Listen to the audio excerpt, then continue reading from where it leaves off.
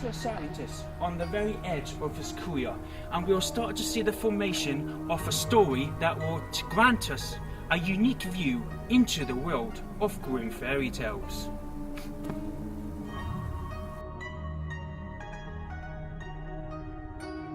Marching through the local car park, Jake Ludlow hurried to his lab to complete his latest discovery that would push his career to the forefront of discovery and held him a saviour of the human race. But in order for him to achieve his greatness, the scientist used 3 little pigs that he had stolen from the local farm. He had no care for the animals. They were simply a means to his success. Come to get little piggy. Yeah, I've come to get piggy. It's gonna be my greatest triumph of them all.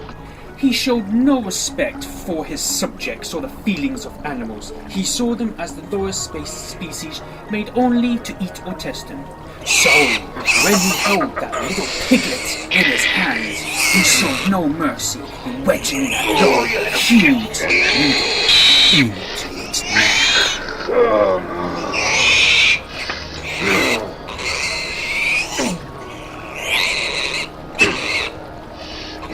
As expected, the poor little thing squealed, struggled, and finally flopped out before the scientist dumped the thing into its cage. Like there was some huge knowledge.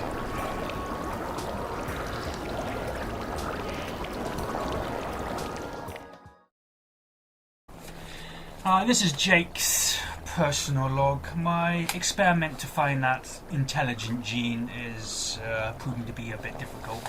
I know my mother slept with someone else other than my father because he's got no brains or whatever. I mean, my intelligence comes from somebody else. I mean, thank God for my mum's ingenious choice in men, but there you go.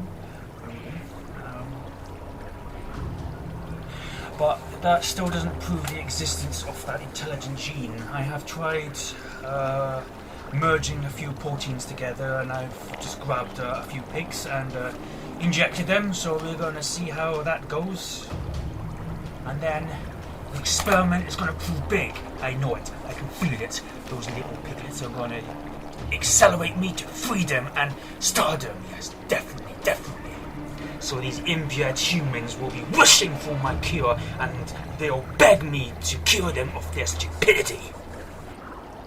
After his experiments, the scientist laid back in his chair and allowed his bony arms and legs to slouch out in all directions. He decided to wonder about the next phase of his plans because the injection should take effect in a few hours. Then shortly later, he slowly drifted off to sleep.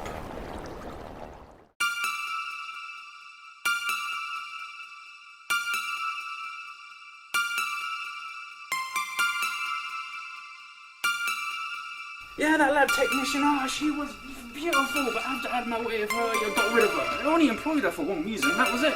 There you go. Alright. Yeah, alright, I'll see you later. Bye.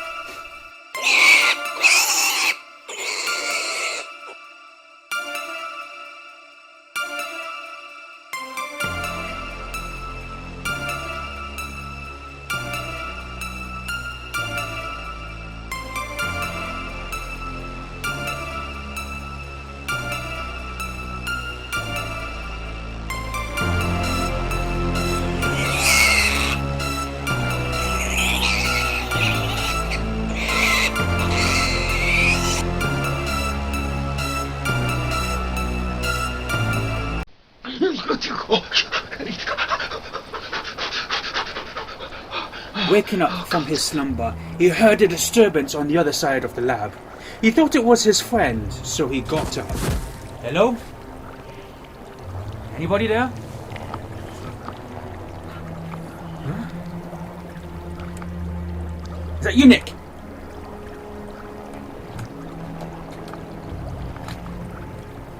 Is that you, Nick? Come on, don't be a wanker. Come on. Little pigs. Those goddamn activists. In fury, he ran off to confront them. Call security! Come away here! Call security! I will call security right now! Come up here! You what's in them now? I will call security, you understand? After Jake shouted, there was no sound. There was no acknowledgement. Then, a chilling voice broke out through the backdrop of silence. It was squeaky, but not in the high-pitched tone that everyone knew. It was deep. It was hollow. It was cracked. It spoke clear English, but it couldn't be described.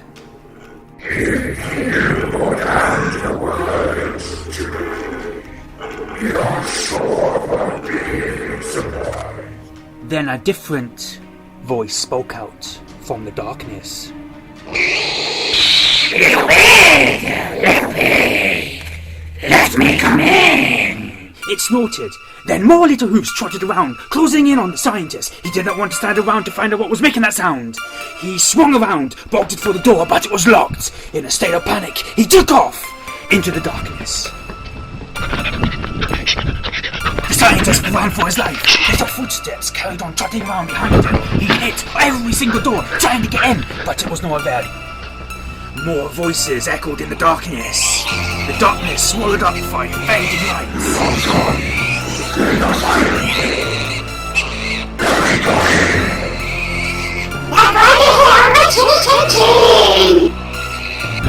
The scientist, terrified by the remark, looked behind, only to find a stampede of little pigs he'd injected compound into. He went round to the back of the building, and then he saw lights.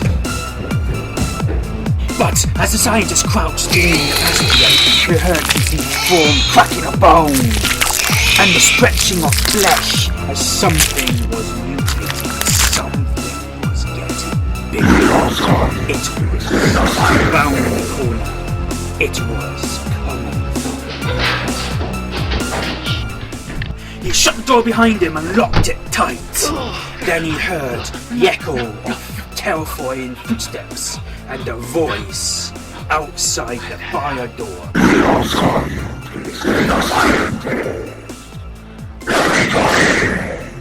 Now, piss off, the scientist barked.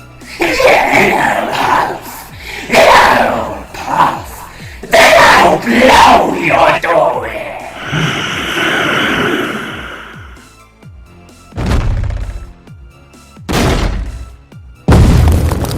Slamming to the ground in upheaval of fury, the scientist succumbed to his feet and caught his breath. The lights were broken. The only source of lights came from the small fleshed bulb that hung from the assembly in the door. It flashed and the three pigs slowly trotted. Its pink body reflected the flashing light clearly, and its curly tails wiggled with pleasure. They moved closer, deformed heads cracking and squealing. Little scientist, we're coming for you. The scientist suddenly woke up, dropping a bunch of items off his desk. He looked around in the dark lab and realized he was only having a morbid nightmare. He reached into his pocket and smiled at his own good fortune. How can pigs gain the intelligence to kill somebody? It's only a silly dream. Boy, a man can imagine the strangest things. What a dream. He heard hoots trotting around in the background. Then a strange ghostly voice filled with mischievous terror began.